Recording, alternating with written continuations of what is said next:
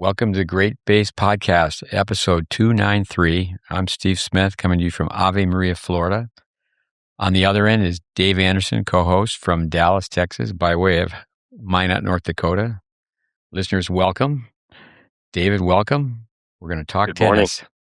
Yeah, David and I said we'd do this, so let's get it done. We've mentioned it several times on the podcast to go back in time, reflect, reminisce. Roughly 1991 and 93, over 30 years ago. The now defunct Seguzo Bassett Tennis Academy.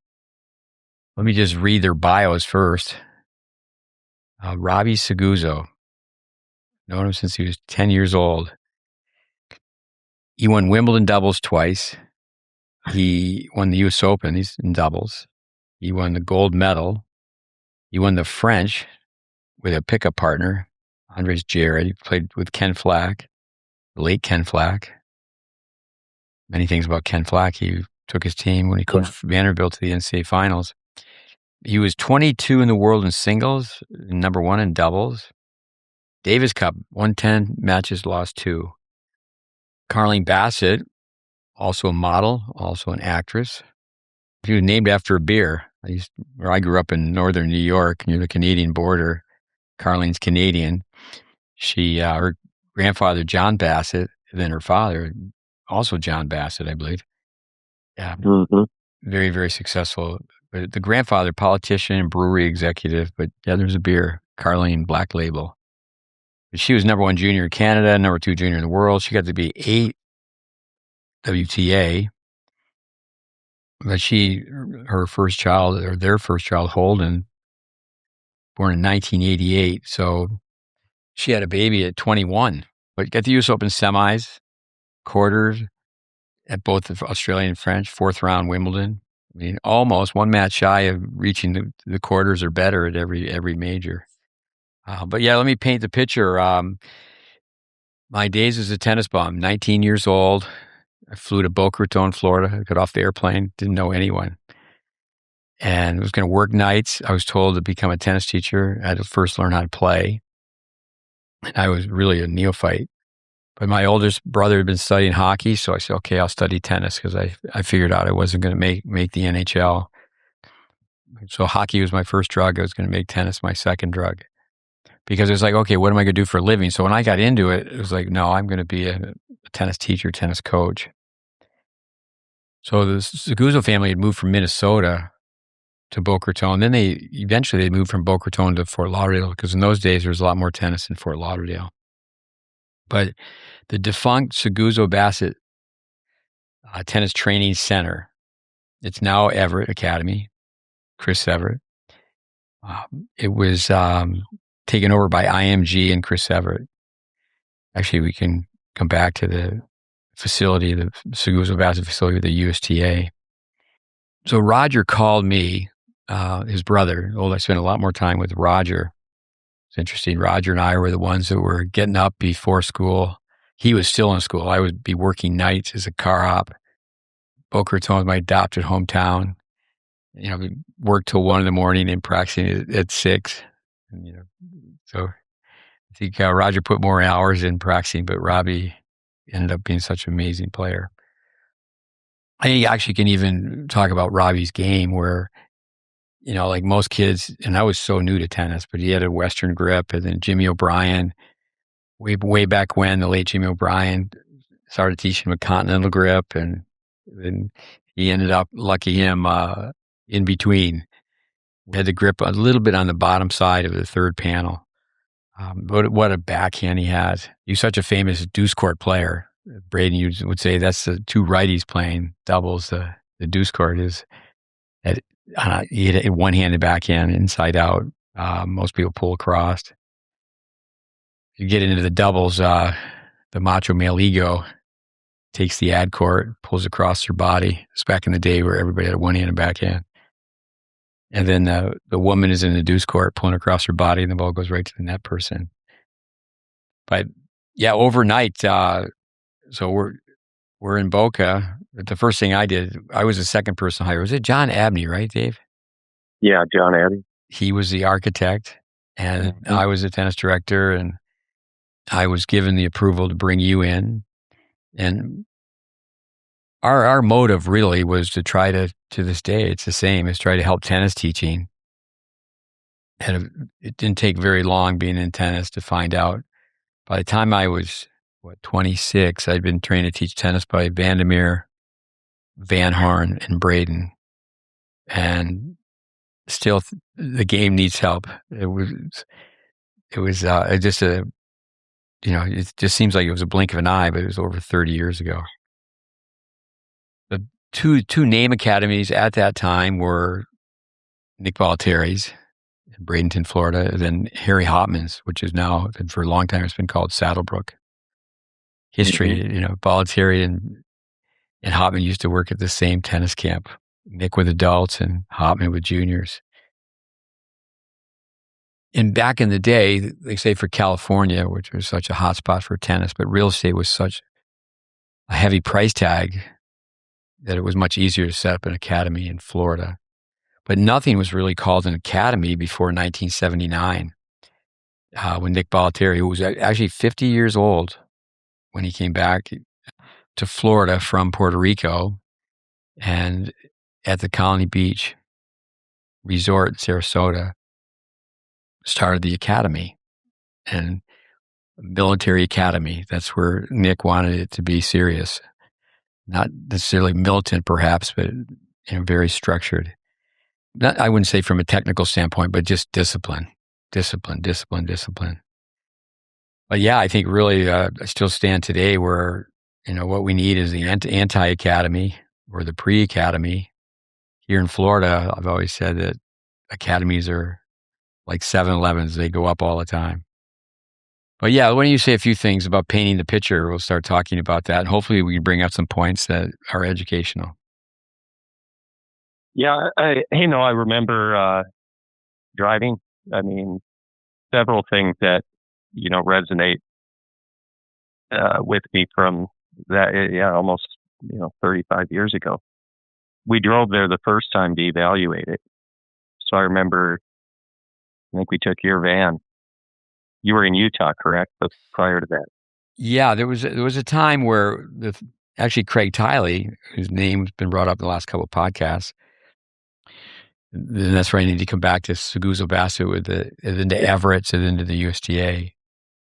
But the three of us were like, okay, let's have Tennis Tech become Tennis Town USA. And remember, we targeted Salt Lake, Tommy Fye, the late Tommy Fye. We worked together at Vic Braden's, and very short order, I went up to Salt Lake and I was doing some projects for the Utah Tennis Association, and Tom was at one club. I helped a kid by the name of Corbin Archer, and I remember his coach, Peter Mallett, called me up because he watched this video I made. And videos, we started making those at Seguso Bassett, the videos. Narrated slow motion analysis that people take home. That's a story. So Mallett calls up and he said, hey, could you make one of those videos for me? And I believe he won every National 35. He was a really good player. Yeah, I remember watching him play when I was giving him some lessons. He played Greg Holmes. Holmes got to be top 10 in the world, 2 hands on both sides. And it was high altitude, but Mallett would just say, if I get a sniff of being able to come to the net, he goes, I'm going to do okay. I'm going to hold my serve, and I'm going to get a chance to get in. Yes, so many things, but yeah. So Roger Seguzo calls me up. Yeah, no, I went down first, but my recollection is I was so convincing is that the first time you went, we went together, but later your wife, and at that time, newborn children, a newborn daughter, perhaps for me. No, both your kids were toddlers. So then we went down. But Roger, Butch Heffernan, all these connections, I used to just practice with Roger over and over again, and he knew I was in it to learn to teach tennis. And, you just pop it, you just run into people now and then at tournaments. But those are back in the days where you didn't stay in touch with a cell phone or Facebook, Instagram, any of that. And But it was during that time that Roger was working for Butch Heffernan that he worked with. I believe one was Dion Krupe. He worked with Penum Paul, and he was very impressed with their knowledge base because they were some people that I had taught to teach tennis. And so, Roger convinced his brother. Well, that's another story too. Is it was all set to be a voluntary tennis academy, and so I went down. I was interviewed. Certainly, went down and met with Robbie and his partner, Arthur Cohen, and they had taken over the Greg Louganis swim and diving center that had gone, chapter 11, chapter 13, chapter 11, went bankrupt. It was $3 million pools. They filled in 2 of them, and it became the Grand Slam Stadium. They had all 4 surfaces. They saved 1 pool. But Robbie had already, in Carlene, had already gone to contract with Nick Bollettieri, and therefore IMG, Mark McCormick. And after being offered the job, I said, well, I will take it as long as it doesn't become a Bollettieri franchise. So it was one of those things where Nick was out and we were in, but Nick was so close to Carlene. John Bassett, her father dropped her off, as the story goes, when she was 8, maybe 9, I think 8 years old. So my daughter wants to be a tennis player, and I've read, and this is all like, Nick was not all that established at that time. Jimmy Arias and a few others were there, it wasn't a big academy. It was players in a few townhouses. So at a resort, they didn't have their own facility, the Colony. So John Bassett tells Nick, here's my daughter. I'll pay full price. Just tell me what it costs. I'll be back in, like 2 or 3 weeks. So when he comes back, he goes, I brought a gift for the academy. And they went outside, and he bought 2 Mercedes buses for the academy. So he was supported, the Bassett family is one of the wealthiest families in Canada. So when Nick was out, I just told Robbie, I said, you don't want to be a franchise. I knew so little about tennis when I first got in, but by that time I had been in the game many, many years, and franchising, we're going to go to the John Newcomb Tennis Academy and not me, John Newcomb, or we're going to go to Vandermeer's. People tried to franchise. I think you can franchise hamburgers, but you can't franchise forehands and backhands. I mean, I think you really have to have people work for recognition, satisfaction, money. But I think, people should have their own name on the school. But yeah, so that's how it began. So the Bollettieri people, what the agreement was then, because there was some money that already exchanged hands, is they worked as a consultant for the first year, and they would send over someone to influence our staff. We'd have a meeting once a month. But it was at Mission Bay, and at that time, it was a lesson in how these communities in Florida work with HOAs, homeowner associations. So Robbie and his partner, Arthur Cohen, a tennis nut, who was very successful landowner, a property owner in New York. And it just how it worked was they controlled the existing tennis facility as well. So Mission Bay had, you tell us, what did they have? They had how many, like 2 hard courts and some clay courts? 15 plus clay, I think. There were a lot of clay. There was one set of courts that was a golf cart away. And to ride across Glades Road, I think. Yeah, Glades, yeah. First 6 months, I certainly believe in the Peter principle, but the first 6 months, I remember I worked like totally off court, and you were the one doing all the on court, getting things going. But yeah, I can remember even negotiating a contract with Kennex. I remember with Arthur, with Zena Hamilton, he wanted to buy the Easter Bowl. The more I talked to her, I thought it was the Super Bowl. So yeah, jumping around, but the assessment.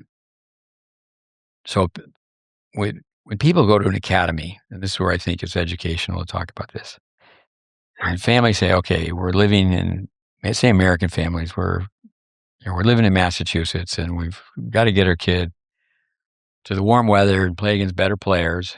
So that scenario, that family doesn't want to come down and go, you got to rebuild your game. You really shouldn't play for the next 6 months. You got to, change grips and swings. And so there's so much emotion towards the academy. So when people would come in and really they would make a swing to Florida, many times what they would do, they would go to Baltieri's, they would go to Saddlebrook, and they would come to Seguzo Bassett. Mm-hmm. And, I certainly was influenced by Vic Braden, and then after that by George Wilson, Tyler Junior College, who was in charge of the AV department. And I was filming everything, but I wasn't making take-home tapes. So we just shot film off of film. Back in the day, you could get it. You'd have a camera that you'd put the VH tape in right in the camera. And, I just thought it was like, it wasn't a domino, but it was just a little bit bigger. So you could just make the video and hand it right to them. And if we didn't make it, we would send it to them. And back in the day, you could get there's a box the same size as a VHS. And so what we would do is make a narrated slow motion analysis of their essential strokes, 3 angles. And then they would have a chance to go home and look at that. But that's where we started doing that, making those narrated tapes. Yeah, it was an exciting time. I remember crossing into Palm Beach County. I was pretty wired on Mountain Dew and sunflower seeds, and I remember you saying you got to keep your North Dakota roots in this city because it's an easy one to get lost in. And I think Boca today is much. It was always Boca, but it's become just such a they're even way more than it was back then. There's just tennis teaching going on in an academy or whatever it is all over. But I can vividly remember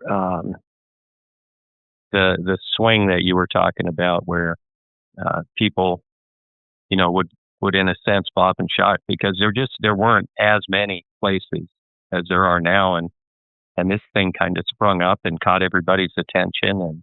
But one of the things that was amazing to me was a young girl, and I won't mention her name, but it was the first trip that I went down there with you, and then before I came back to Texas to make the move. And she was already a really good player, and parents moved from California and San Diego, I believe, and or they were going to move. And she was straight back on her backswings and 2 hands on both sides. And I remember the advice being given to her about making the adjustments, and I don't know how long it was exactly before I got back down after going back to Texas, but that kid made the adjustments. Such a strong-willed little girl. So we ran into a lot of people who had a dream. That's we had a dream, and we ran into a lot of people who had a dream. In the end, it's the same as it is today, in that a lot of those people with the dream, they just weren't willing to work, or they didn't understand how to get there. And I think what could have transpired there would have been today a story that literally would, I think, be very much at the forefront around the world. But I think that it's confusing for people, for players, for coaches, for club owners, for academy owners. Woulda, shoulda, coulda, But we had a pretty interesting setup, and what could have been something very, very special. And I know it's evolved into what's now the Everett Tennis Academy. And let me ask you, because the name, was it Seguso? I have the flyer right about 10 feet from me in a file, but Seguso Bassett Tennis Training Center. Right. Yeah. It's funny. It was you would have thought when the voluntary name was taken off, and it would have been Bassett Seguzo, like Carling Bassett Seguzo, or the man's name is last. But easygoing Robbie, who's I believe 2 years in a row, he was voted the most popular player on the tour among the his peers. But the Seguzo name was first, thinking maybe that they would just call it the Goose Academy. Yeah, I think Boca is still just Boca. There's just more of it. People come to Florida, and it's very difficult for a family from overseas as well. They come in and, okay, how are we going to figure out the academy format? I've said for years that people don't listen to science, logic, or even their own imagery, and they just listen to winning. And and again, I love Bollettieri in so many ways, but I think certainly some people caught on to, well, the top players are scholarshiped, the backroom deal, and what brings players is players. And it's like, well, if I get to practice and play with these players, and that's a mistake. That's a mistake but no, we had a lot of success in East Texas, the two towns, Tyler and Longview. And we were there 10 years. The second 5 years, in high school, tennis was huge back then.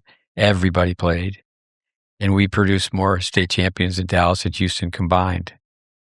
And Richard Hernandez, who his name comes up quite often, he was a classmate of yours. He was with us at the time, and he said, gee, we had such a handle on Texas tennis. I never really thought of it that way. But we were making a statement because players were winning. And so that's where to go to a city like Salt Lake, or then also made a gentleman's agreement with a former student who had been out in Southern Cal. He's a tycoon in real estate now, but he had at least 10 students that I had trained along with him, and they were at two large clubs. And I went out and made an agreement to just shook hands. Okay, we'll make this happen on here, because he had a third club. I remember it was the day my youngest son, Connor, was born. So I get a phone call, and they changed their mind, and the deal was off. So Southern California was off, except for the gentleman who owned a third club. Our former student had programs at two large clubs right in that Newport Beach area, Orange County. And there's a third one. And then I'd gone out and met with the owner of that club. And then he called me up and said, if you're out, I'm out. So then I could have gone to Southern Cal, or we could have gone. And really, it was a matter of talking to you and Craig Tiley at the time, the three of us, that I remember even in Utah with Tiley, because of his visa situation, said, Tyler, well, you work it out where you continue as a student, get a PhD, because the marketing of tennis, the BS of tennis, that if you have a PhD in your corner, if someone has a PhD, you're in tennis, it still stands to this day. You're an expert in every field once you have a PhD. And certainly you can become that, but for the most part, I think people get out of their lane, if I've said that before in this podcast, if someone has a background in kinesiology and now they're a biomechanist. So that's just tennis. But because we did have a bigger impact, work with more players, international level players. But it was not an ego thing. It was just a matter that if we do this, even way back when, we felt like what we were doing at Tyler Junior College, certainly it should have been set up at other schools, but we were very confident as a group. In 1987, the USTA started they started in the player development business. And we felt at that time we could run that department. And, because it really starts with how well do you teach? How well do you teach tennis? Because, you have to teach. The best coaches, I remember telling the athletic director of the University of Florida, he interviewed Matt Clore, and I told him, I was fortunate enough to talk to him on the phone and say, hey, my thought is you always hire the best teacher. And if you look at, top coaches, they're, whatever sport it is, they're teaching character, they're teaching fundamentals. They're teaching their assistants, they're teaching their freshmen who become sophomores, and on and on and on. Yeah, I think that it'd be fun to, we got there. There was nothing.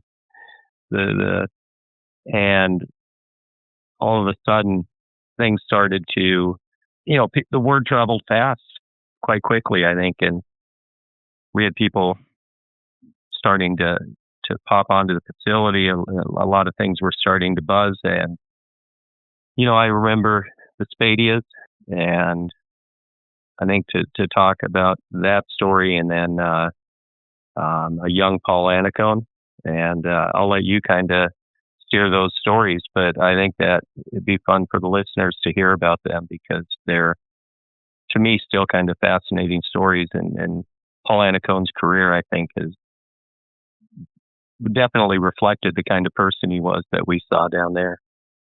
Yeah, that's great. Let's come back to that. Where I just wanted to say this first thing, or add before we go with that. Bigger voice. I would say that now through the internet, we're at least a drop in the ocean. Trying to reach out, and GreatBase is all free. Trying to help parents figure a pathway, bigger pathway in tennis, and if people get into it, they'll go to a deeper level. If they were to, like, say, for example, Paul Anacone, let me say this. He was there practicing with Patrick McEnroe. And at that point, I remember asking Paul, and I said, hey, eventually you're going to retire. Why don't we be creative and create a position here for you? Because Robbie will listen to you. What happened was Robbie had to go on the court because, and I kept telling Robbie that the HOA tennis facility is the HOA tennis facility. You can't have anybody working at your new facility. So they were building 29 new courts, and it was just like a couple golf shots away, basically. And I said, no, the people that are being paid by the HOA have to, the court maintenance and that type of thing. And so, but Robbie and Carlene were very young, and they were, professional players, obviously to a world-class level. And they'd been on the side of being serviced instead of servicing people. But Paul Anacone, his older brother, Steve, who I met later, has a long career in tennis. And that's a side story as well, as all these connections. But I remember having a Japanese magazine with Anacone's serve. And if you remember the old Japanese magazines, there would be most tennis magazines will show like 8 segments of a serve. And you could almost multiply by 10, all the different frames they showed in this magazine of Anacone's serve. But back in the day, the ATP University was nothing like it is today. If you went, and I sat in on it, I was never a speaker with the ATP University, but just based on who I know, I was allowed to be in some of the classes.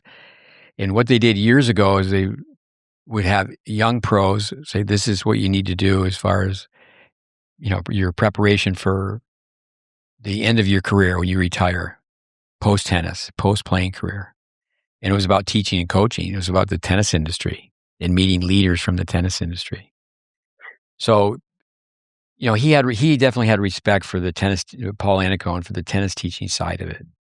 But he elected not to, he would say, why don't you base yourself here? I did the same thing with Gavin Hopper. I mean, he was he was there with Wally Masur and Amos Mansdorf. It was interesting, like who's that? Paul Kildare. Yeah, to make videos. I mean, made videos for those guys, and it was their curiosity. It wasn't like I was, promoting that. And this happened so many times to me, is that only the coach saw the video. The players never saw the video. Like Wally Masur never saw the video. Amos Mansdorf didn't see the video. I understand why as a coach. Well, let me look at what you have to say, then I will be the messenger. And Gavin Hopper was an Australian footballer, and he was super, super fit. And I remember him lecturing the kids on nutrition. And I learned this from Braden. You treat the not famous like they are and the famous like they're not. In other words, okay, no extra attention, just be polite. And I would always steer the kids away from, or, okay, we're not going to interfere with their practice. And, give them the best court with a shade and say, okay, it would be all right if we, at the end, we're all going to come over here and watch the end of your practice, and we'll only interrupt you at the end of your practice instead of, every 5 minutes. I remember one time, Serena spent a week with us, this is years later, in Tampa, because the only reason she was there is a home shopping network. And I said, all right, all these kids want to have their photo taken with you. I said, we'll just do this. We won't bother you until the end of the week. And then we'll, take a half hour of your time, which turns into easily an hour. But no, with Anacone, yeah, he certainly, you could see where, he had those, capabilities at that time to be a relationship coach at a high level. He actually took over for Tim Gullickson with Pete Sampras. And I was close to that because Tim Gullickson had come to work with Vic Braden. And it was a pretty good job. Talk about, I'm going to start coaching the New York Yankees. It wasn't like you're taking over the Bad News Bears. So he started at the top. Yeah, I have a list of some of the players here, but on the Spadia family, yeah, so Boca Raton is my adopted hometown. Vince Sr., he was just so passionate. And I was the perennial tennis bum in Boca Raton. I left Boca Raton. I basically, wanted to travel and go from different tennis schools to different, camps, whatever the title may have been. So for 1 year, I lived in a van as a player, and then another year I lived in a van just going from one tennis place to the next. And back in those days, you'd send a letter, and then you'd ask for permission to visit. And so I circle back to Boca Raton many, many years later. And who do I meet? I meet Vince Spadia Sr. But before I left, someone told me he had to get a hold of me because I could give him a list of people to play. And I mean, his son was so young, 5, 6, 7. I mean, I'm not exaggerating. It's like, I meet this man and he goes, yeah, I'm looking for people for my son to play every day. And, that's the John McEnroe theory, is learn how to play by playing.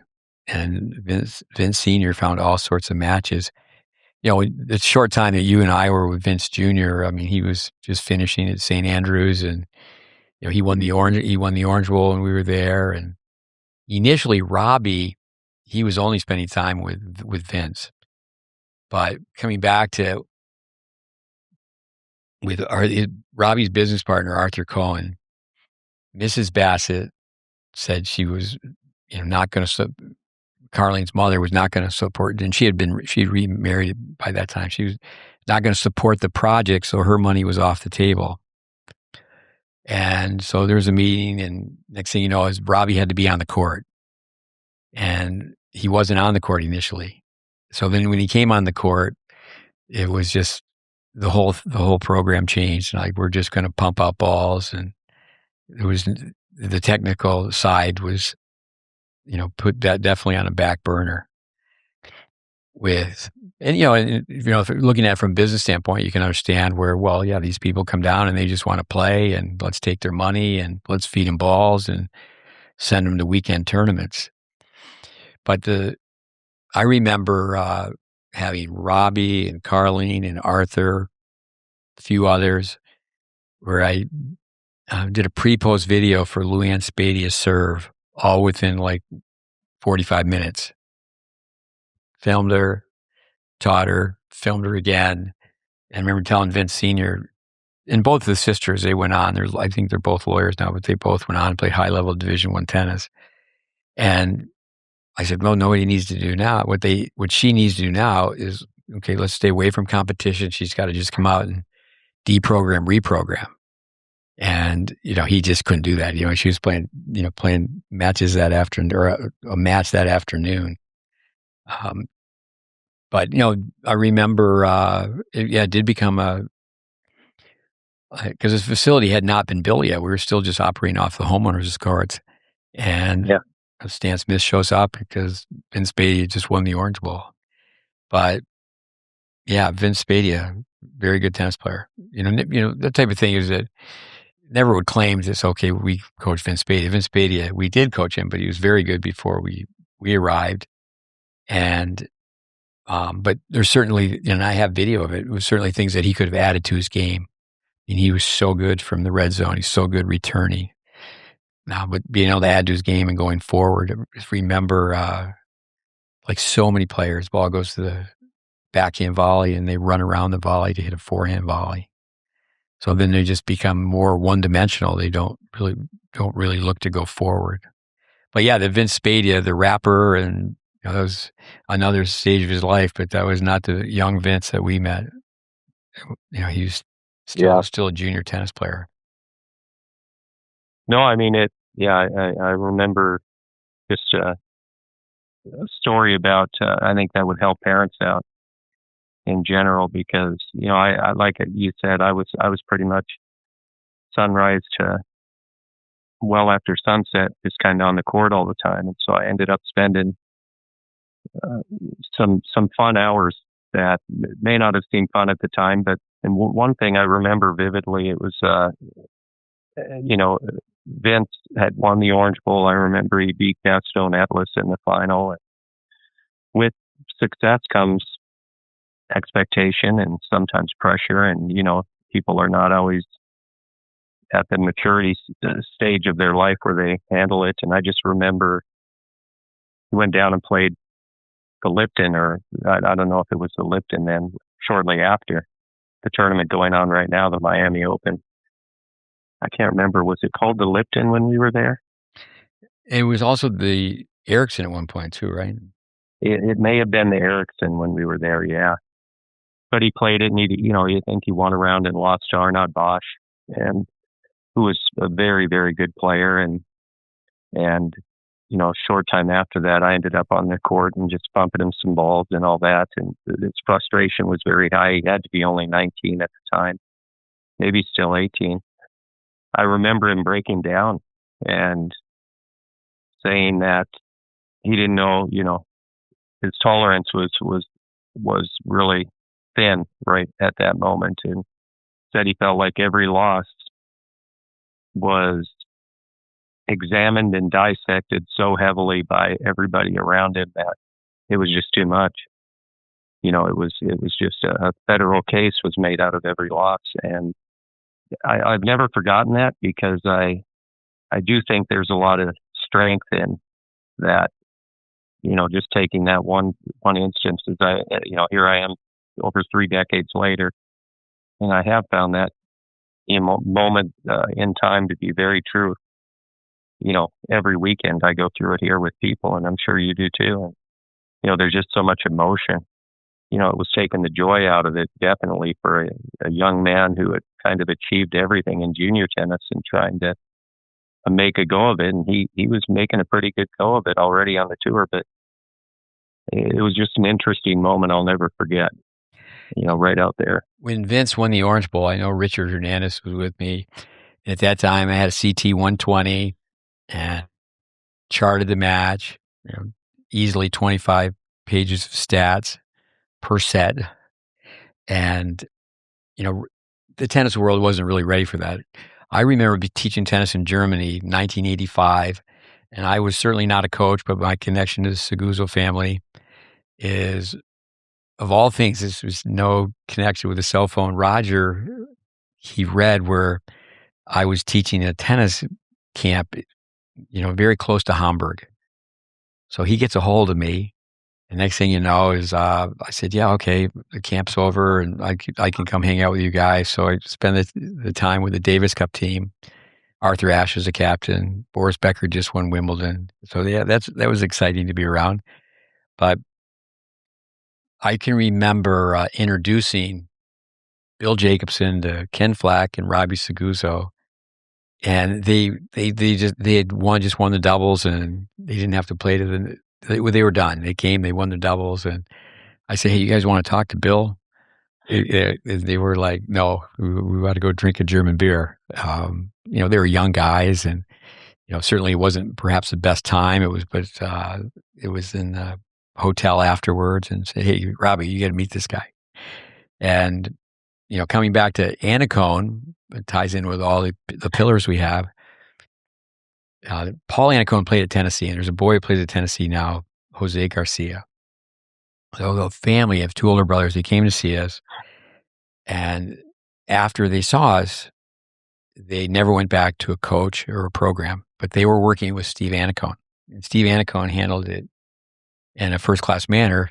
So then I was at the Knoxville Challenger, and that's where I met Steve, and he said, I agree with everything they're doing. It's really impressive. I just want to know, how did you get these kids to do this, where they're shadow swinging or tracing their swing against the fence and drop hitting balls. And it all comes back to information from people like Braden and Jacobson.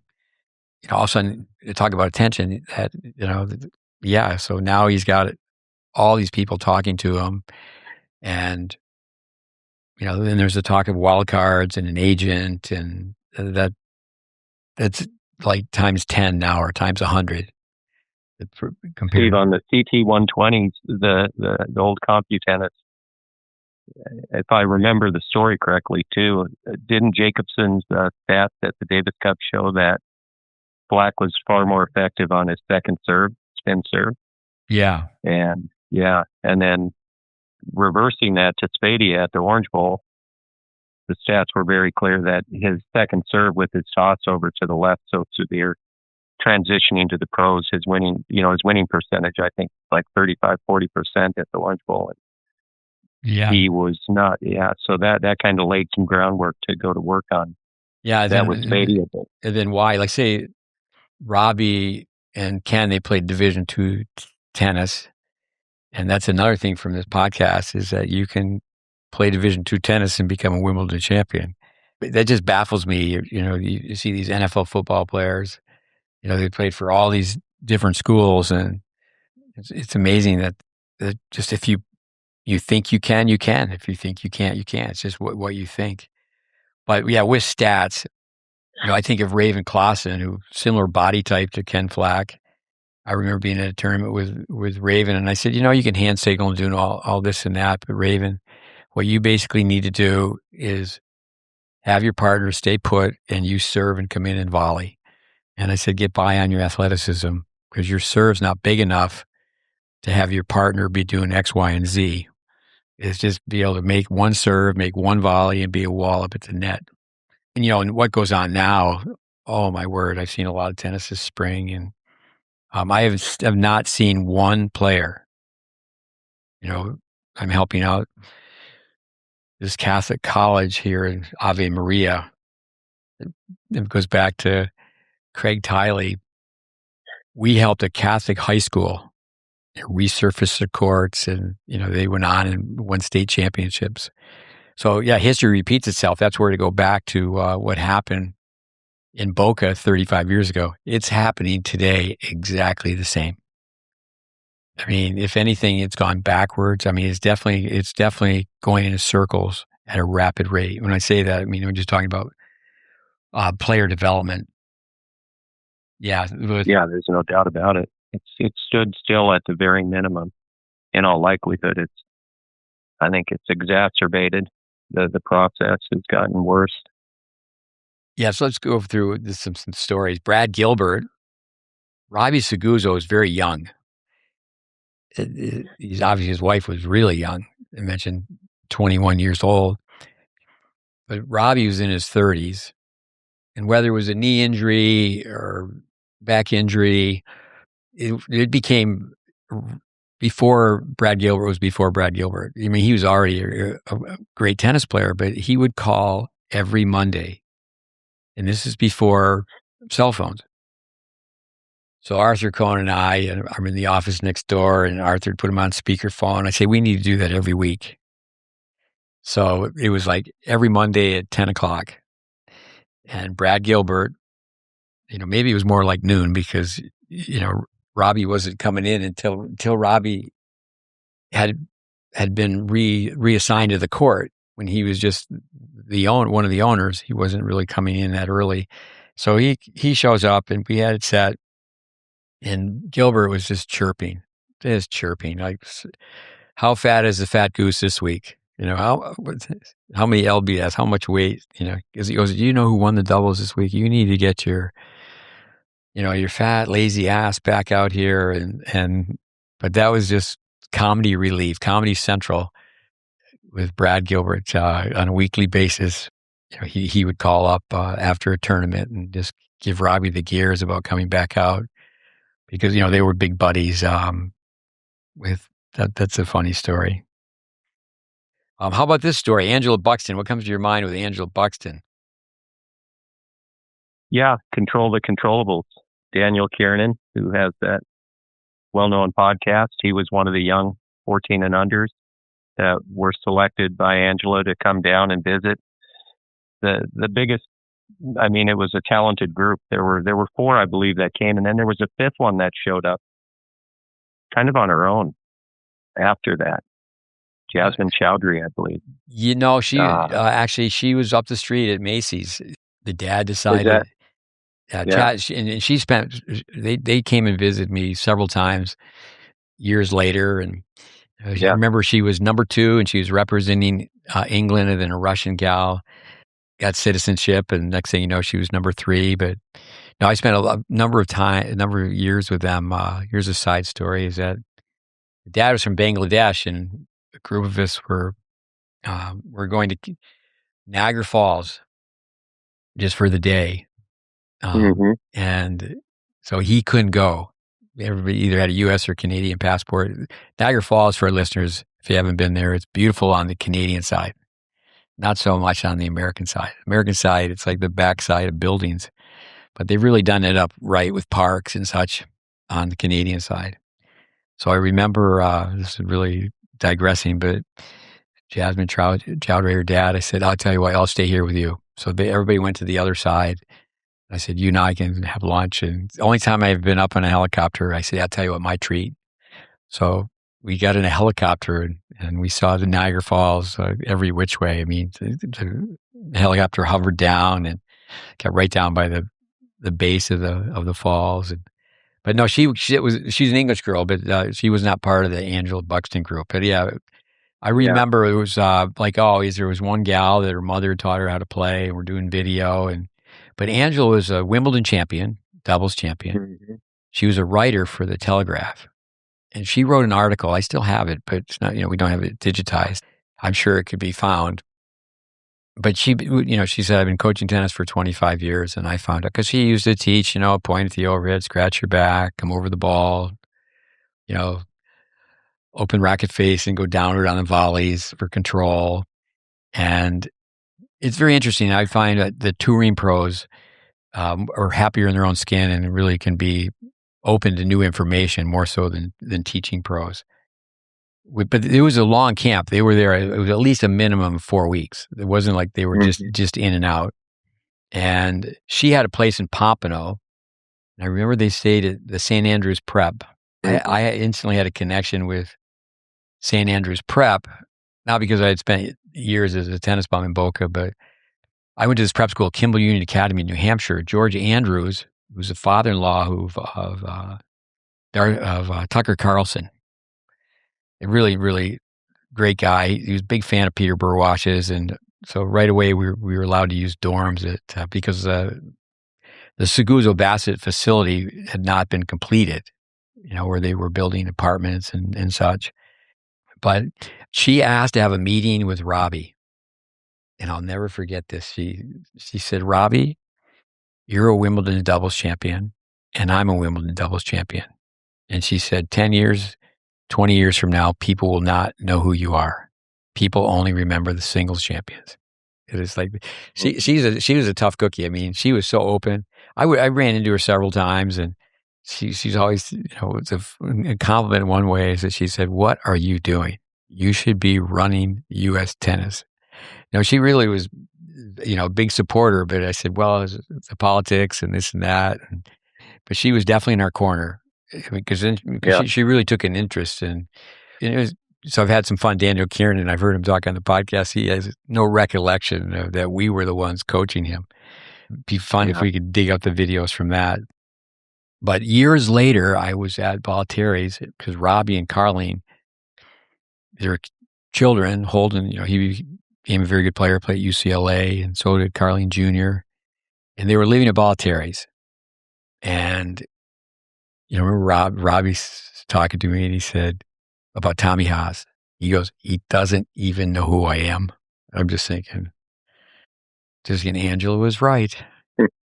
I'll tell you about competitiveness. Robbie Seguzo, he was out partying after they won the doubles against Germany that time, 1985, Ken Flach. So the next day, Nick Bollettieri wants Robbie to warm up Aaron Krickstein. Well, Robbie's like hard to get out of bed. And so Nick Bollettieri, the way Nick Bollettieri talked to Robbie Seguzo, he just told him, he said, if you ever got in shape, he said, you shouldn't, that's what people have to understand perspective is that, you got to be 22 in the world. And Nick was talking to him like he was unsuccessful. He just chewed into him. He said, but then the flip side of that is Robbie sobered up a little bit and Arthur Ashe was so quiet. I remember Arthur Ashe saying, let me play Becker. He goes, I'll beat him. And of course, they didn't do that. It was Elliot Telscher and Krickstein playing the singles. So it's just, 1 minute he's being chewed out by Nick Bollettieri for, not doing as much as he could with his fitness and his singles. And then the next minute, without Aaron Krickstein hearing it, he goes, it's just not going to work. And, Robbie didn't know forehands and backhands from a technical standpoint. It's like people, they know tennis without knowing. He's like, you're going to have to step on, you have to force. It's really, really interesting. And that's where, coming back to what Robbie Seguzo was saying with Tommy Haas, does he know I am? And he goes, I would have loved to play that guy. He doesn't even come to the net. And, people just, did you hear that? That's where on TV, people are just so politically correct. Back in the day, like a Pancho Gonzalez, if he was critiquing the doubles, it's like, what are they doing? When Vic Braden was doing TV, they wanted him, the people with the control, said, Vic, we want you to be funny. We want you to be entertaining. Or he wanted to use that platform for educating. Angela Buxton, what a story. She has a book out, past tense, Angela Buxton. But she played with Althea Gibson. So, when you meet someone like that, is tell me anything and everything about Althea Gibson. And, Einstein, if you don't know the history of your subject, you don't know your subject. So that would be something to talk about with Althea Gibson. She could play. She played baseball during World War II. When the men were all at war, she developed a service motion by playing baseball. Obviously had the right brain type. She actually did really well as a golfer after her tennis career. But Roosevelt thought the tennis courts were too big in public parks. He wanted tennis courts. This is long before pickleball. He wanted tennis courts to be 42 feet, service line to service line. So there was 3 places, and there's one that still exists, Venice Beach, California. You puncture the ball, you play with a perforated wooden mallet. And that's really what spec tennis is. And it's a true bridge sport. So through that, she could serve and she could volley. And back in the day, it would rain at Wimbledon, for example. And, they're just, there was no tarp to pull over the courts. And by the second week, the players were wearing spikes. So it was a day of the wooden rackets as well, where people were going forward. You would never convince me that people can't serve and volley in doubles. Young Canadian that spent a lot of years within our network.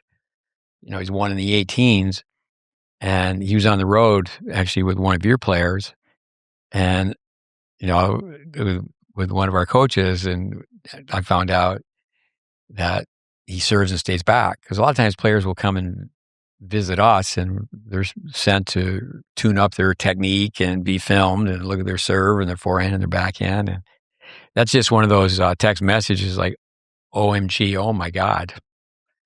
You mean you're 18, you're lefty, you got a better than a decent serve, and you serve and stay back? What a waste of time. What a waste of talent. Yeah. But well, the one with Angela Buxton, I had a little less interaction with her, but the thing I'll never forget is the girl she was really high on, Helen, I believe, was the little girl's name. And I think England and Helen, they had her hopes on her being a champ. And I remember Angela Buxton devastated once shortly after their arrival because she said that the young girl was making such an ordeal out of the fact that the boarding situation wasn't, what didn't live up to her expectations. And she said she'll never make it on the tour. That's another one of those moments that just kind of stuck. No, back in the day, it's like, okay, here's your room at St. Andrews and no air conditioning. And it's a little warm out. Here's a pillow and here's a blanket. With Julian Krinsky's wife, Tina, she treats me like, very, very nicely, but like, what are you doing, Steve? But Angela Buxton, definitely character 101. And she spent enough time with us and that happened with Mark Spann, late Mark Spann, rest in peace, Mark. Right around the same time, his mom, Ann Shilcock, she also was a Wimbledon champion. So they played the same era. And that's another Wimbledon champion who totally, you say Vic Braden is just accepted fact-based instruction. Yes, the tennis court's a rectangle. Yes, we agree. Okay, it's 19.1 degrees. And it's just amazing how that doesn't play out all these years later. Let's go another story. Karina Murariu, I have her name down. Yeah, that was a lot of fun. I was primarily asked to hit balls with her. She brought her full-time coach, her father, Alvin.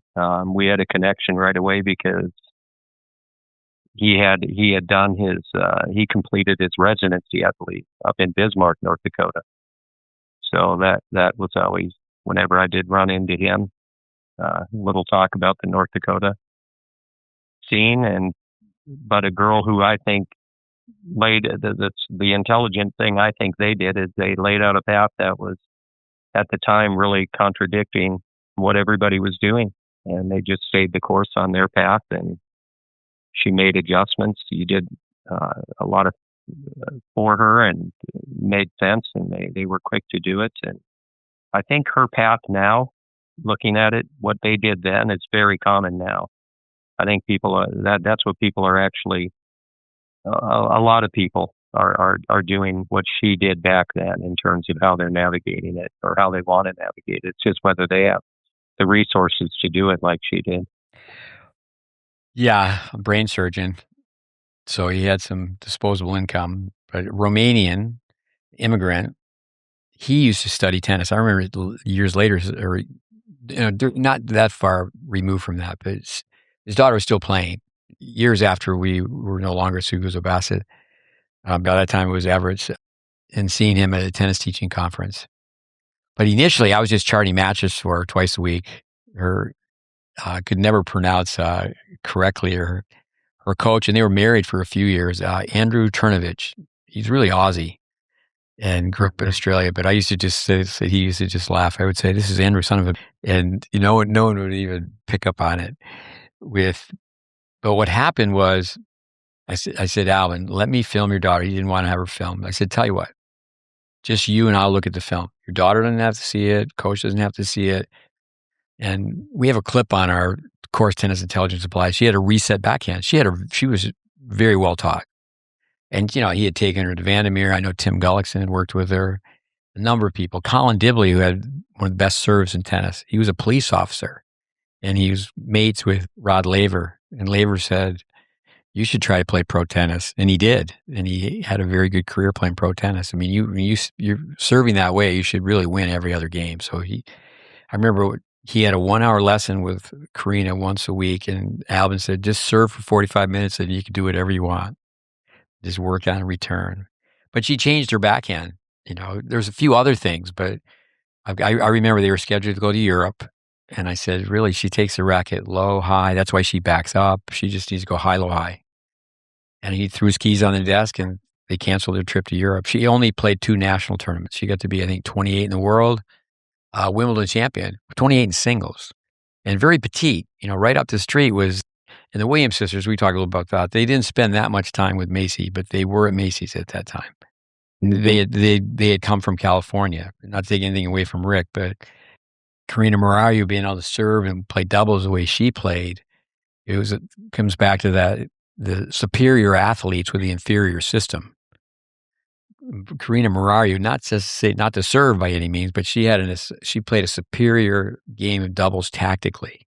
And she won with Davenport. Yeah. Davenport is a funny thing. She says, because she married into the Leach family, her late father-in-law, coach USC, brother-in-law, Ricky Leach, won all these majors. And she says, in my family, I'm not even allowed to talk about doubles. And she's a Wimbledon champion.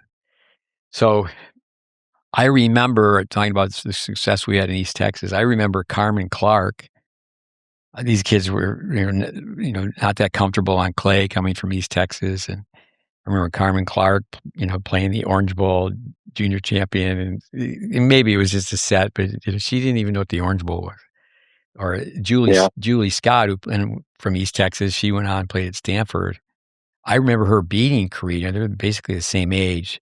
Beat her on hard court, but not on clay. And it's like, so all those things, it's like, who's this kid from East Texas who just, played Karina and won? It's, credibility comes from winning. I'm always saying credibility doesn't mean you're truthful. Credibility means you're believable. Here's a fun story. You know where I'm going with this one. I read an article in Florida Magazine, and Tina Dale had set up the Palm Beach Youth Tennis Association. She was trying to help underprivileged kids. So I get a hold of her phone number. I call her up and say, hey, I want to take you out to lunch?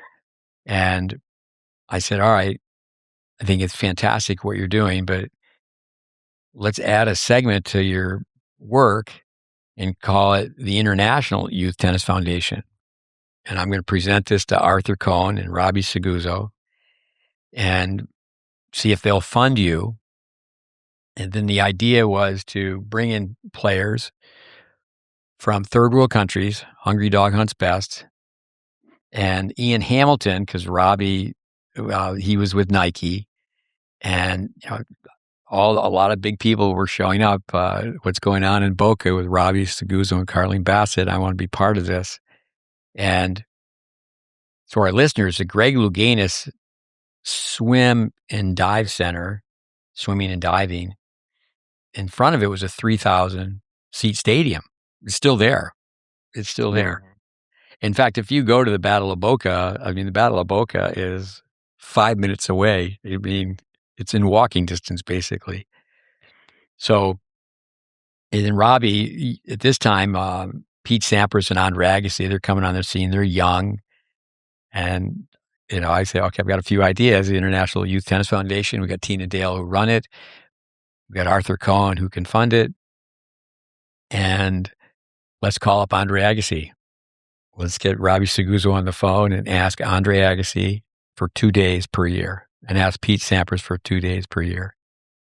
And I remember being on the phone and it's like, hey, Goose, how you doing? Hey, yeah, we're doing this thing. International, we want to bring in some kids from other parts of the country, other parts of the world. And they said, well, and their agent had to be on the phone. I remember their agent being on the phone.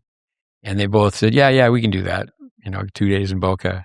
But, then it would have been a major event. I said, well, okay, that's one way to raise money. And then Ian Hamilton, he said, Nike will match whatever amount of money you raise. Nike will match it.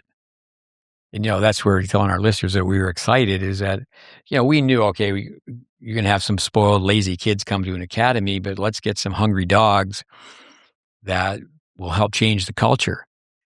Because really, that was the goal, is try to instill to this day legitimate, to make the tennis academy honest.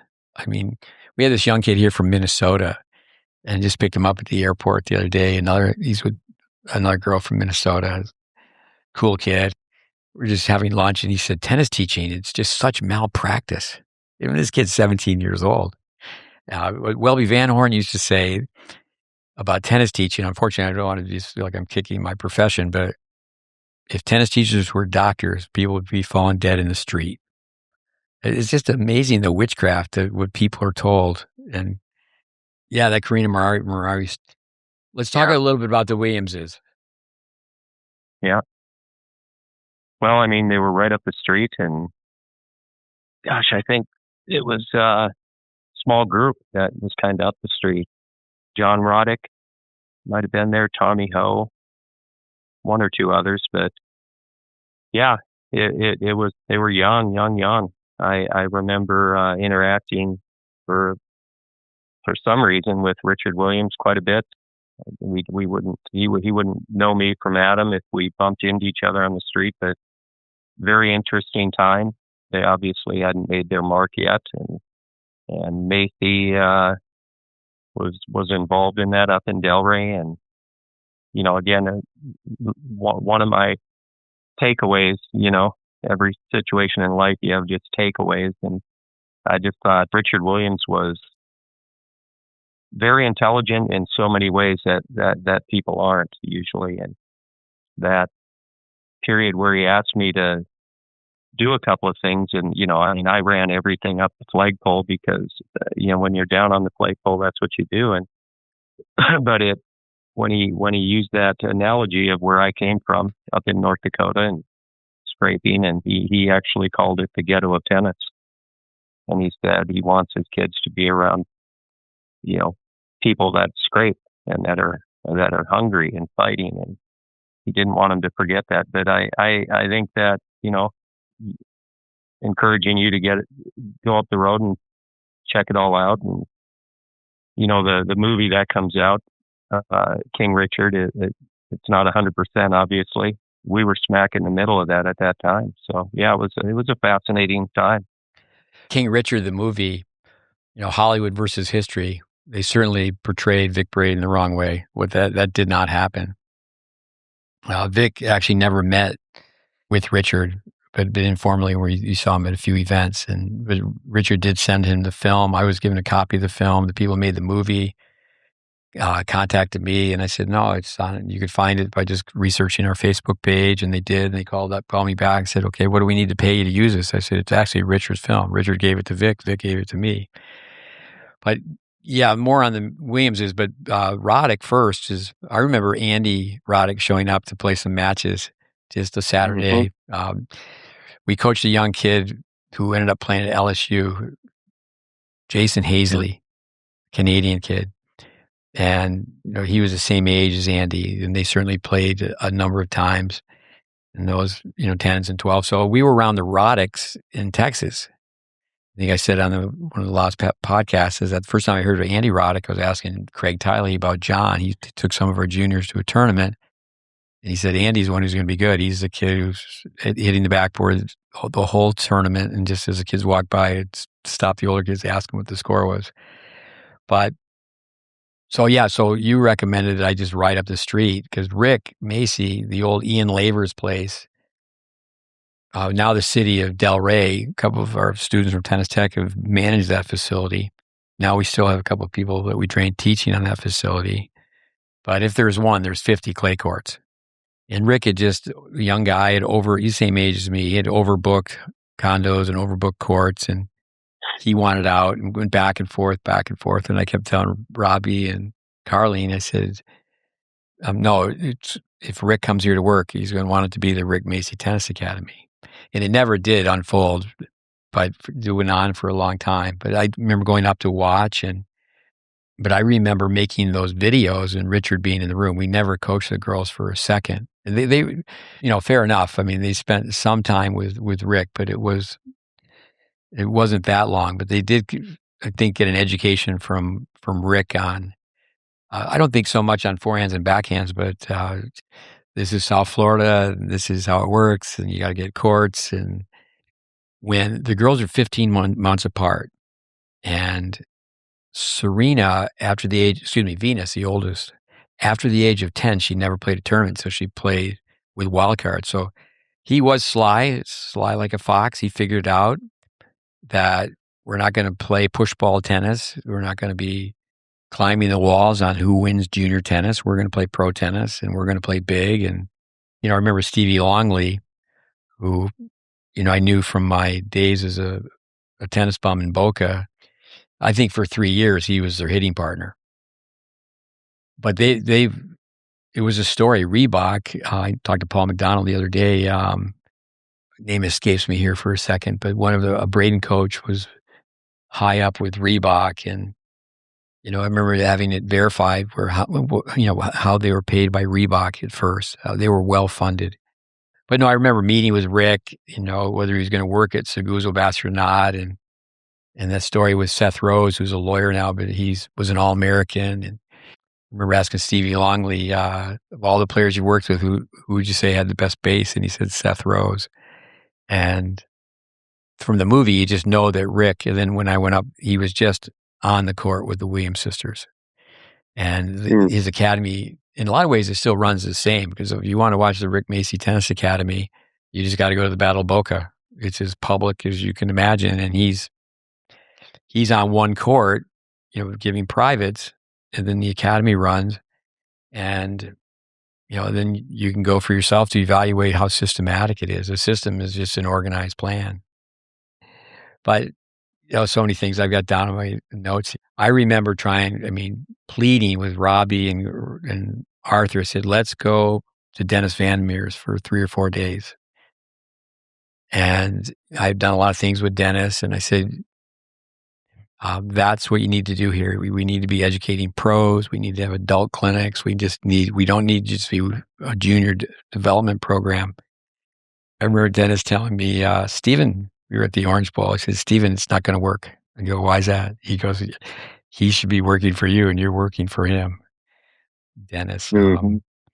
Here's some other names. Graydon Oliver. You called him Hollywood. What comes to your mind with Graydon Oliver? Well, so, you mentioned Seth Rose.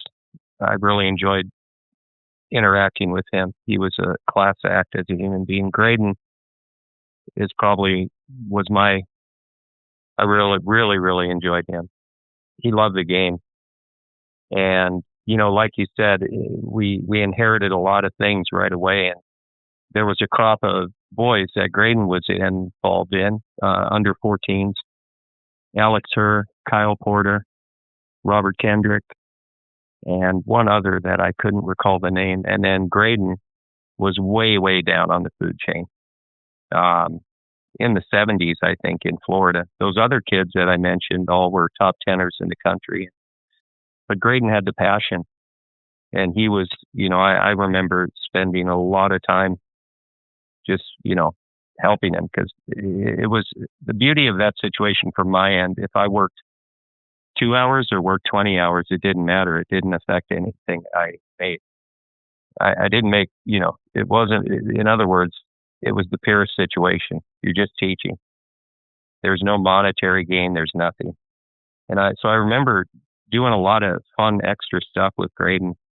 But yeah, I called him Hollywood. He loved lightning ball, because those clay courts that you talked about that were those additional courts we had to drive to, it really, all of a sudden it was just flooded there with people. And those were actually not even playable. They were in such bad shape. The ball would barely bounce. Play was such bad shape at one point. But I remember just playing lightning ball. Graydon loved lightning ball, but he just brought energy. I love that guy. And sure enough, he ended up really, other than Kendrick, making his mark in pro tennis. And what a guy. I really like him. Hollywood, he was really into looking good technically. It's kind of like, Roger Federer, he wanted to, when he was a kid, he made a list of all the shots he needed to hit, and he had a motive of looking good. He wanted to look like a tennis player. He was, I think, along with Kerry Franklin, first All-American for Craig Tiley. He started coaching, and I remember him contacting me, and he broke it down to how long does it take to shadow swing one stroke, and he was giving kids like, you need to do 1,000 of these tonight. And then a long time ago, but I know he got into the oil business. But I remember George Bezzecny showing up and practicing, and I was, studying tennis. So when he was 12 years old, I mean, I had a good idea like how George Bezzecny and all his contemporaries, and Robbie would have been one of them, watching Robbie Seguzo play. And I mean, I was starting from scratch, and I couldn't tell a good lesson from a bad lesson. That's one of the reasons. I mean, I wasn't 9 years old learning how to play. I was 19. And so a lot of people just learn through osmosis, but I remember exactly, go do this, go do that. And I was working it. And we're going to spend all these hours practicing the wrong thing.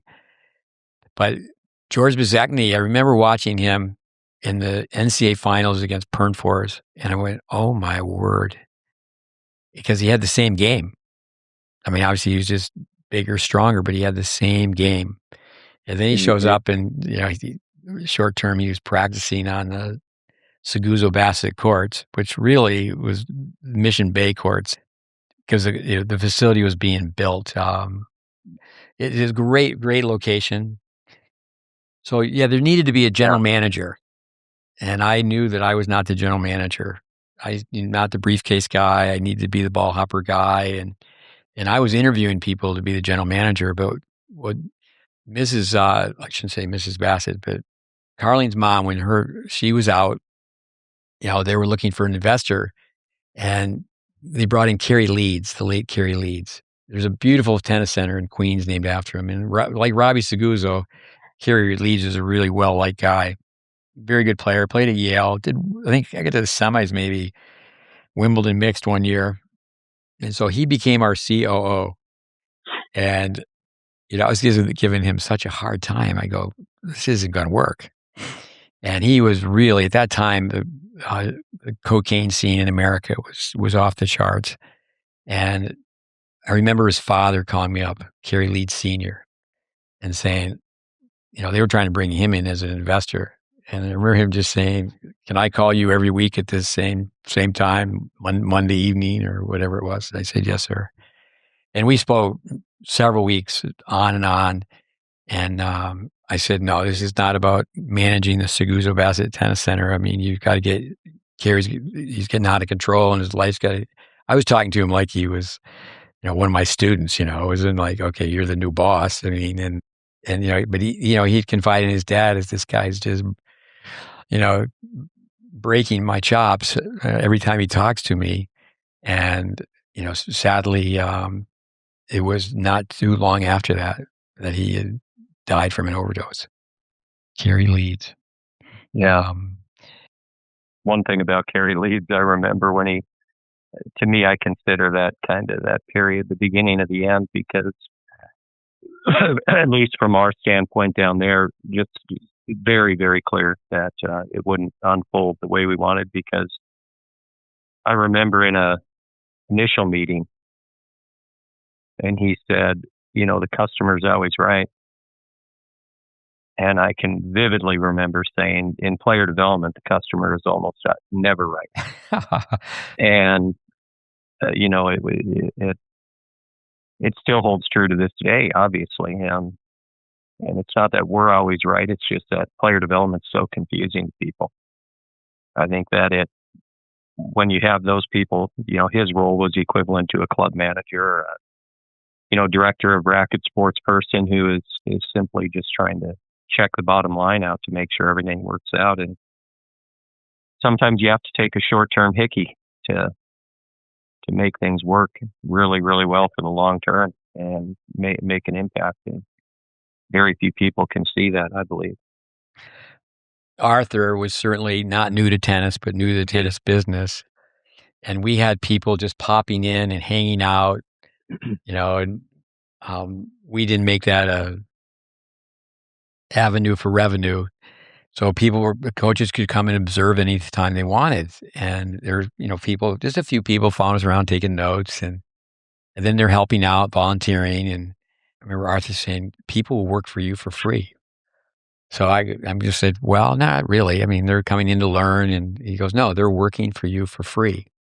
And he goes, Robbie and I've talked about it. And, we want you to run the place with no off-court help. So, we had some nice people working behind the front desk. And the next thing we know is we have to run the front desk with volunteers. What comes to your mind with that challenge?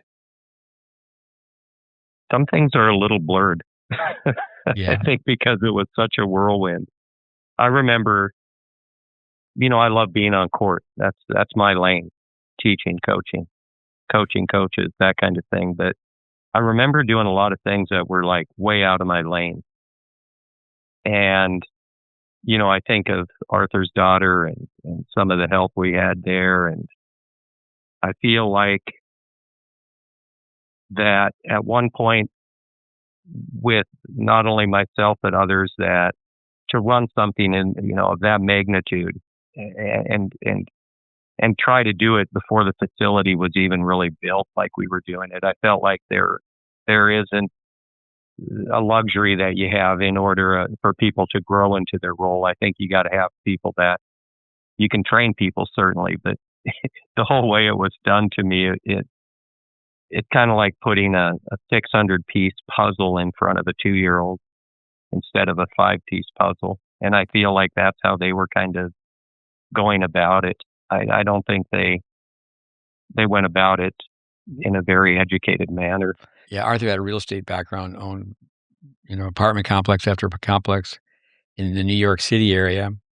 Going back to Tina Dale, so she was hired. Yeah. The International Youth Tennis Foundation, Nike was on board, Agassi Sampras on board, and we only had a few vending machines. I can remember, getting to know Jimmy O'Brien very well. He started off as assistant pro at the Boca Hotel, this luxurious 6-star hotel, if you will, and training tennis coaches in this 2-year college setting. As I said, I know a guy in Boca who he makes more on vending machines than I make running this program. So Tina Dale, one of her jobs, and Arthur asked her every day. He asked her every day.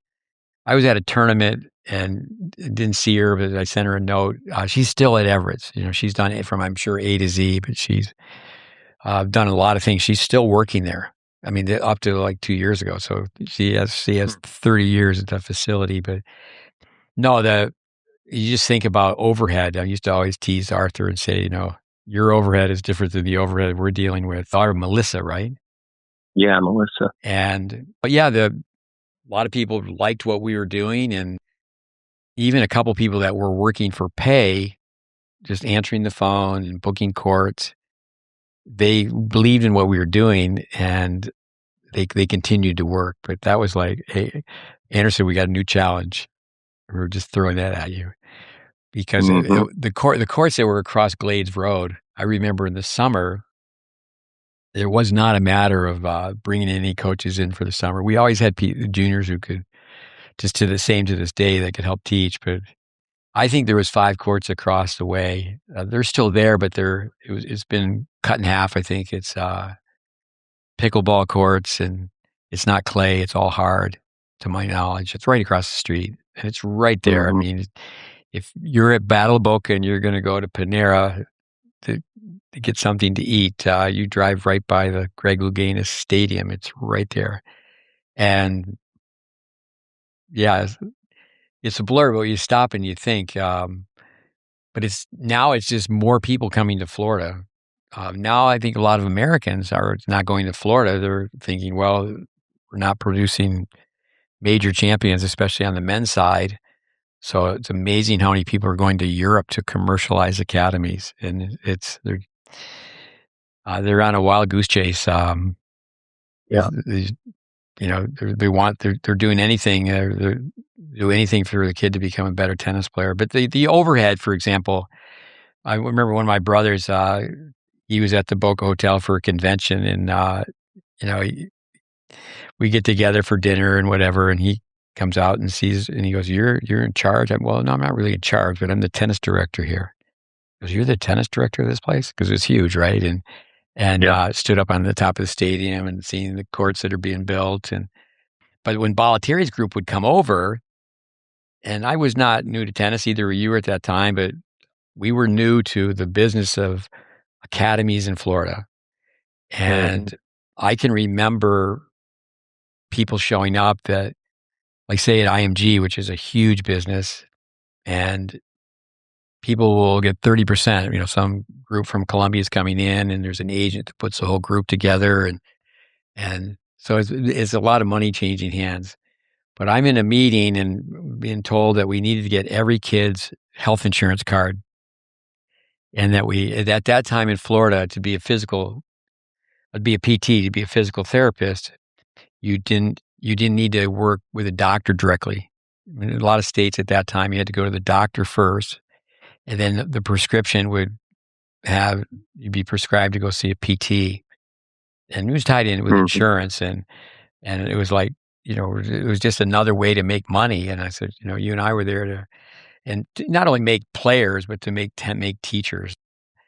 Yeah, I think a lot of times the bigger the business, the bigger the overhead. And, I do think a lot of times when people go to an academy, we had a gal that we sent to you to work, and she's been invited to go into Dolls, and we had a lot of people be able to do that. That's where I would even say, like, the USTA is almost like an academy where they're cherry picking superstars, a Wayne Bryan term, young kids that are really doing well in the 12s and 14s, but they're the driving force. That's a marketing piece. I mean, look how sophisticated Patrick Mortigolo is. This place that was in Paris, now it's in the south of France. The guys can drive over from Monaco, and all the top players, they're wined and dined when they go to Patrick's place, and it does create that buzz. I mean, I remember working at the Roddick Tennis Academy in San Antonio, and it never had the same buzz because Andy was living in Austin. If Andy had been in San Antonio, it would be like, hey, there's Andy Roddick. So there's definitely some show business in Boca is a place where it's a show. I had wrote down, Steve, somebody to touch on that, could have changed the direction of, where you went with your life, or maybe I would have been involved in, but Gloria Adzwar. Yeah, go ahead. Well, I mean, she was involved in Puerto Rican tennis in Puerto Rico, and brought a group up and seemed to get it. And go ahead, I'll let you take it from there. Well, the videos where we were doing, and tennis people sitting in, and I remember Kerry Leeds being shocked at what we were doing, is that because he had never seen anything like it. And there's a guy who played tennis all the way to Yale and to Wimbledon, and we're in a video room, and the parents are there. And so through that, and then my connection with Welby Van Horn, Californian, who spent so many years in San Juan, and then Philip Eisenberg, who started the Welby Van Horn tennis camp. How that happened is that Philip was in Puerto Rico, had a lesson with Welby, and Welby, which is very seldom happens, said, I have to go take this phone call. He goes, this 12-year-old student will give you a lesson. And Philip was blown away by how good the 12-year-old taught. And then he put 2 and 2, and he's the one who put it together where Welby, next thing you know, he's at the Choate School in Connecticut. But they were looking for a director of player development in Puerto Rico. And this is way back when. And I remember Philip, he was a lawyer by study, Cornell grad, but he put it together. His business is real estate tycoon. In fact, for a long time, no connection. My son ended up working for his son. And my son didn't even know that I knew his boss's grandfather or his boss's father. So anyway, I was offered the job, but wanted to go down. And I remember the president was in his 40s, had a heart attack, passed away, the president of the Puerto Rico Tennis Federation. And that's something that get into in detail. So then the next time, the meeting was canceled, and then it was rescheduled. So then it was rescheduled. American Airlines was on strike, and then so anyway, I was just offered the job, sight unseen, just offered the job. And I remember Bob Larson told Yeah, me. I was reading his. He still has his newsletter going through his son, I believe. Is that right? So I remember Bob telling me Yeah. that I should have done that, and I remember it was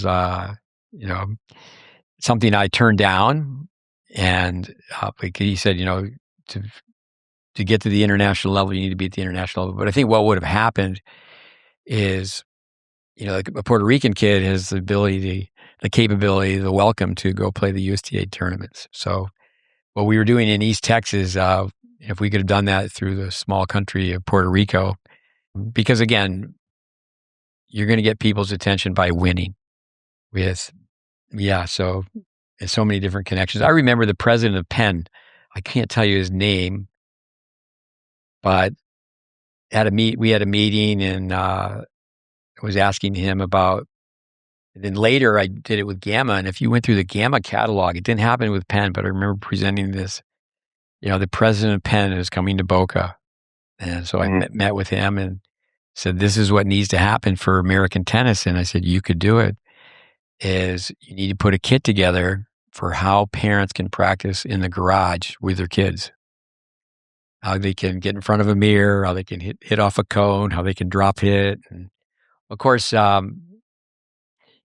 companies like, say, Head Sports, for example, it could just pick out any company. They just want to sell their product. They don't want to get involved in methodology and say, well, we agree with this method and not that method.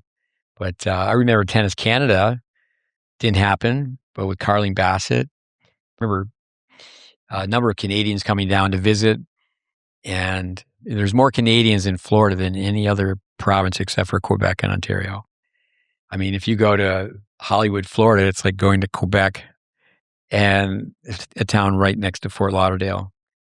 But at one point, we're hoping, like Hubert Crash, who spent more time with you than me, and he was someone who was really interested in doing it at the time, a Canadian coach who was trained, is that we're trying to get the Canadians to buy some townhouses.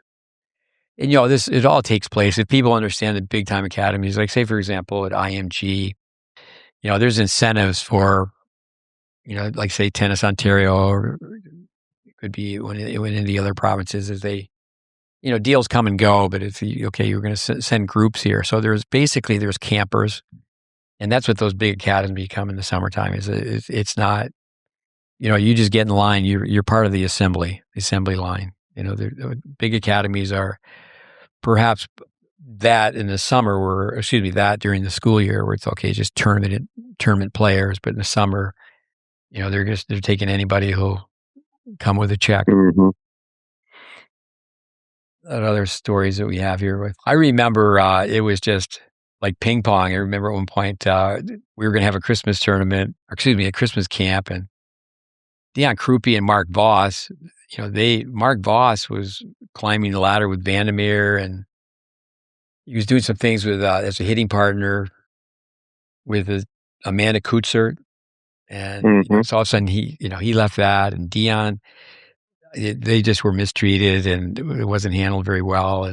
But they showed up. I mean, I remember at there was going to be a Christmas camp, and then it was on again, off again, because Robbie and Arthur, it was just, nothing was concrete. We were there seriously, but one of the reasons it was growing is initially they were just letting us do what we wanted to do.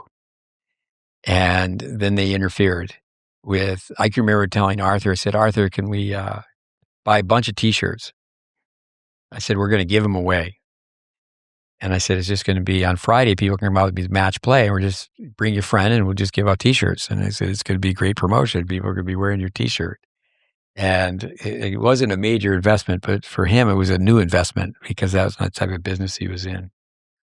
The other day, we're moving some things with the library, with building some bookshelves. And Craig Tiley, he put together Seguzo Bassett training manuals, one for players and one for coaches. The manual that you've shared on our Facebook, it stands the test of time. It's so many principles, the dimensions of the court. But I know I remember Penum Paul and Richard Bodian and Richard Hernandez all showing up, and then like the camp was just canceled. It was the wild, wild west. Coming back to the USTA, craziness of it all. The USTA, different president every 2 years. And there was a president who wanted to have a Jimmy Conrad's Tennis Center, a John McEnroe Tennis Center. And with what they did with Chris Everett is the USTA came in on the Everett property.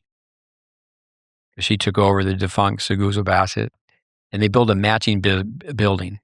So if you go to Seguzo Bassett, the USTA at one point was there. They paid a lot of money per month to rent that facility. So they went from Key Biscayne to Boca, now to Orlando. So they built the building, the USTA, and then they had to pay rent. So that just doesn't make sense. You build the building and then you rent it, and then when you leave, it's so. I mean, I still don't really understand where. When you go to the Battle of Boca, there's a huge sign. It says USTA, and there's another sign that says Rick Macy. And, yes and no, it can work. Say, for example, a private-public connection where, say, the county or the city owns the land, and they allow someone to come in and, okay, you're going to build 20 tennis courts, and 10 can be for the public for free, and 10 can be for your tennis business. Those type of things can happen. But, I think it's always a matter of going forward. Joel Trucker told me this, the great writer. He told me that people are not really so much interested in history. So for us, we've said we'd do it, to go back and talk about Seguzo Bassett, and then trying to bring truth and bring professionalism to the Academy format. I remember Ron Woods. He was the first, many people named Steve Smith, or many people named Ron Woods. But there's Ron Woods, a gentleman from Corpus Christi, had so much to do with the USPTA, leader in tennis. You probably spent years with him in different functions. Yeah. But Ron Woods from the New Jersey area, he was connected to Ed Faulkner. To me, it's the only book to this day that shows, like, say, a club player leading with their elbow. And back in the day, one-handed backhands, especially, a player would lead with their elbow because their grip was too extreme. And if they straighten their arm out, the strings wouldn't even face the tennis court they're on. That's why the great Jim Courier, you evaluate his grips, why he had such a horizontal pull on the backhand side. But anyway, I remember Ron Woods, talking to me. He goes, "I can't believe they hired you and your group to lead Seguzo Bassett." Now, it went south. And one of the reasons it went south, you and I were carpooling, and remember Boca News just saying Mission Bay HOA sues Seguzo Bassett.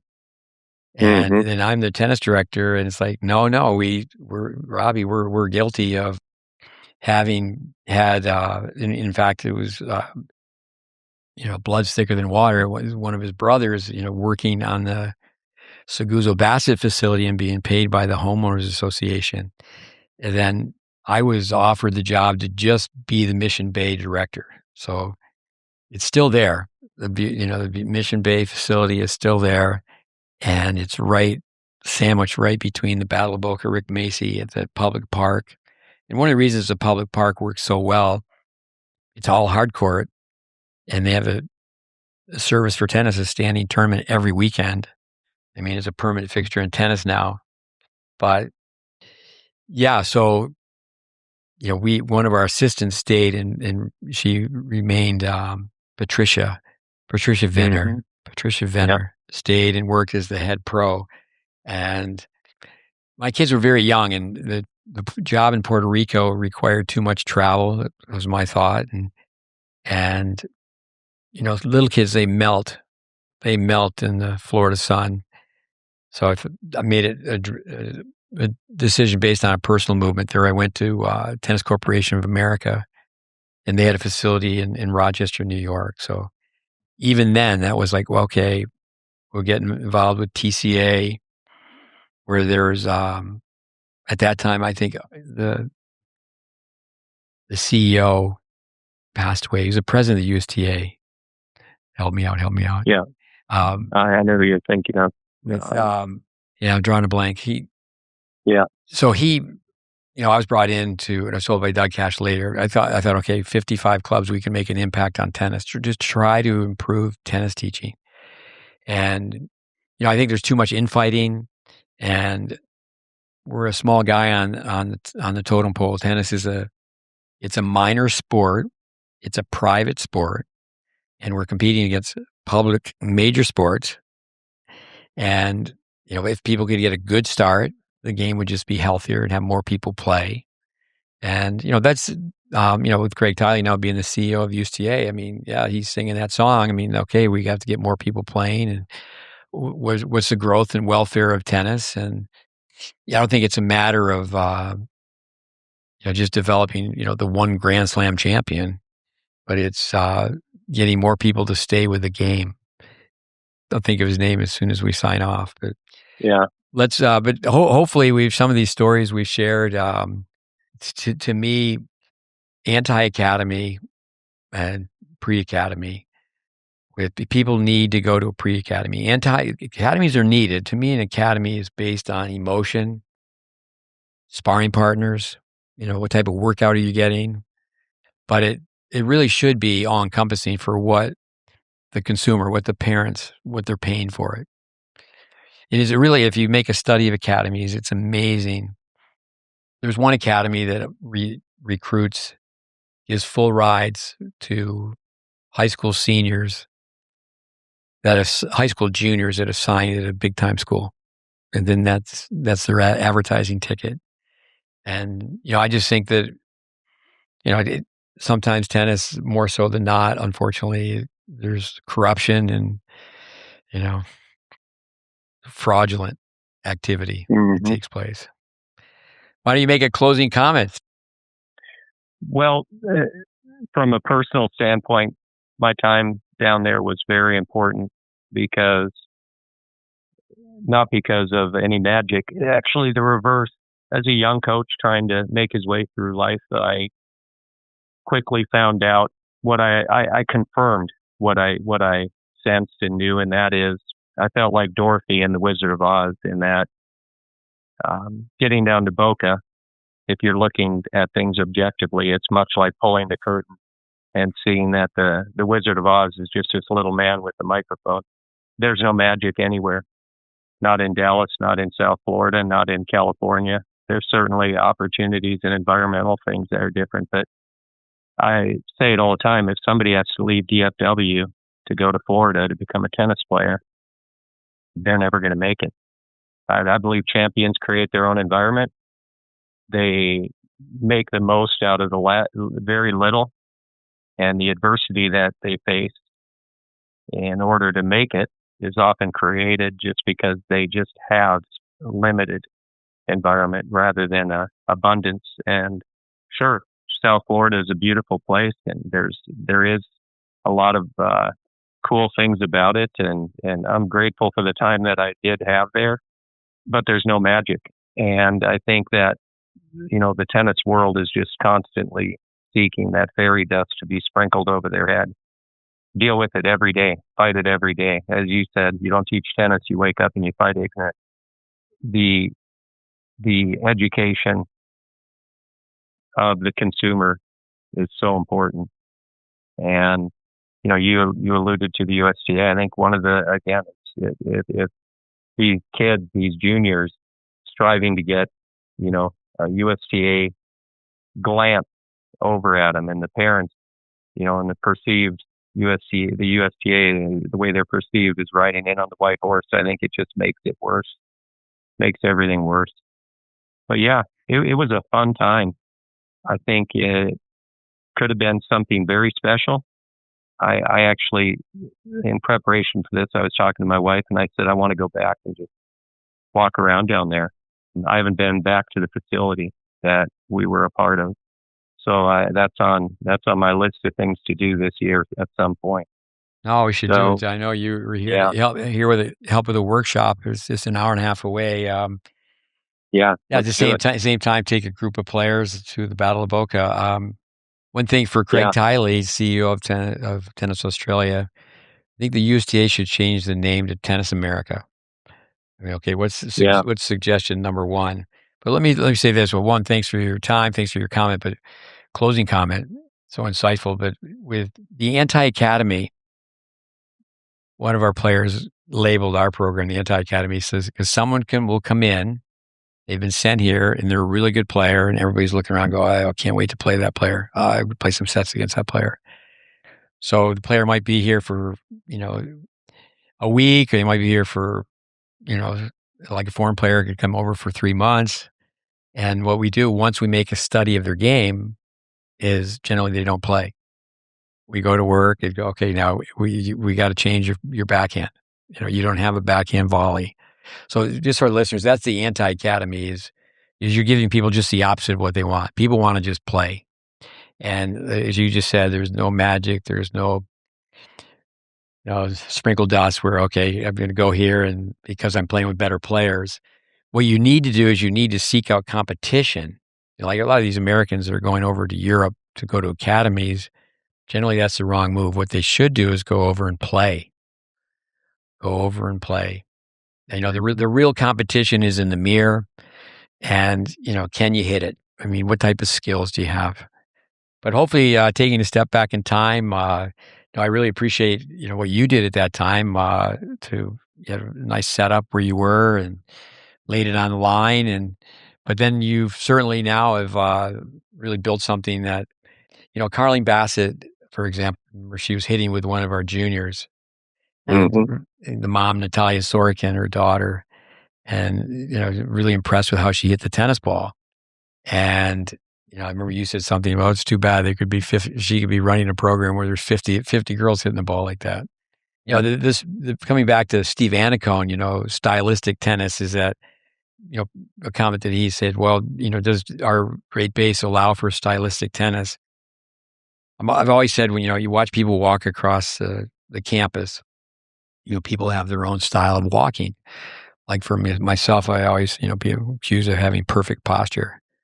Obviously just the opposite, but, somebody if they're, say for example, they're just dragging their right leg, they've got a problem.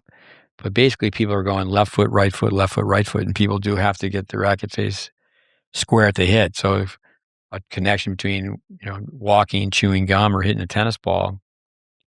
So yeah, the strength of the individual comes out. There's always individuality. But yeah, skill development, prevention of injury, just one, getting better, but two, then having the knowledge to look on the other side of the court.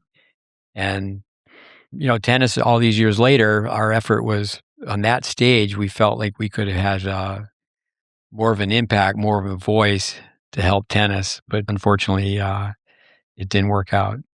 But no, so anyway, we put this in the books, Dave. Thanks. We told people we talked about it. And, all these years later, I mean, I've gone to many, many academies. And again, before Nick, programs weren't called academies. Now everything's an academy. And yeah, Warren Pretorius says it quite well. And he would go, such a classy act. He would go from one academy to the next, selling the software, Dartfish. Yeah.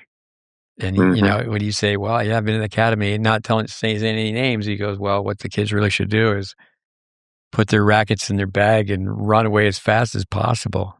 But yeah, that having a BS detector, I think from my hockey background, certainly I'm accused of rocking the boat, but if the boat's underwater, right now, you can't rock the boat. Boat's underwater. Tennis teaching needs to improve. But Dave, thank you. Listeners, thank you. Another podcast in the books. All right. Adios. Adios, amigos.